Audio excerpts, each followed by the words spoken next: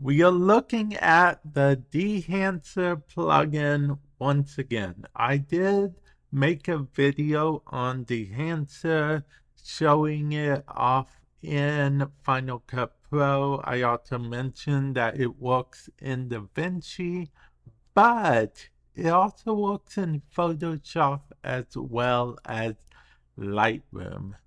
So right now, I am showing you guys it in Photoshop. Now, I'm not going through the whole process on how to install it because I already did that on the other video. Feel free to check that out.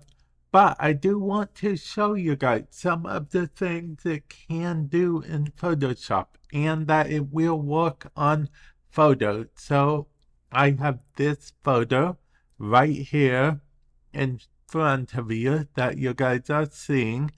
And then I'm going to go up to filter, which is on the top bar in case you guys don't know, that file, that edit, image, layers, type, select, filter. Filtered what you want to select. And then go all the way down, you should see Dehancher, providing you have it installed. Hit Dehancher Film. And then profiles, okay? You might need to install the profiles if this is your first time. It will actually give you the option. You just install them just like we did with the files for video, and these are all the different profiles, okay? This is basically our last edits, but if we want to go to this, here we go.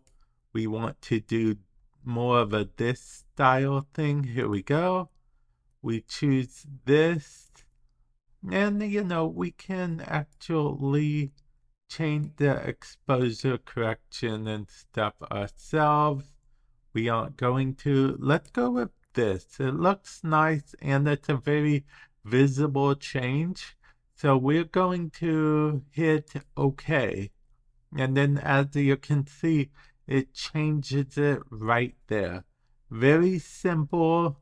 What you can do after you're done, if you really want, you can either save as is or Command Z or Control Z if you're on Windows will work as well. Oh, and I should also mention if you're using this on a Mac like I am, there is support for M1/M2 chips. So definitely keep that in mind. And yeah, and as you can see, this is a full filter. So what you can do is, as you see, just in Photoshop fashion, it does actually give me the option to just use the last one that I used. And there we go. And say we want a different option. We will once again go to filters, go to Dehancher Film. It will load up based on the options that we have here. So that's why I personally, what I recommend doing for every photo that you apply any filter to in Photoshop, you can make it into a smart object type thing and do it that way, or B, just create a duplicate, okay? So you can actually have the duplicate and it can do everything you need. We go to Dehancher, we, pick this, for example, hit OK.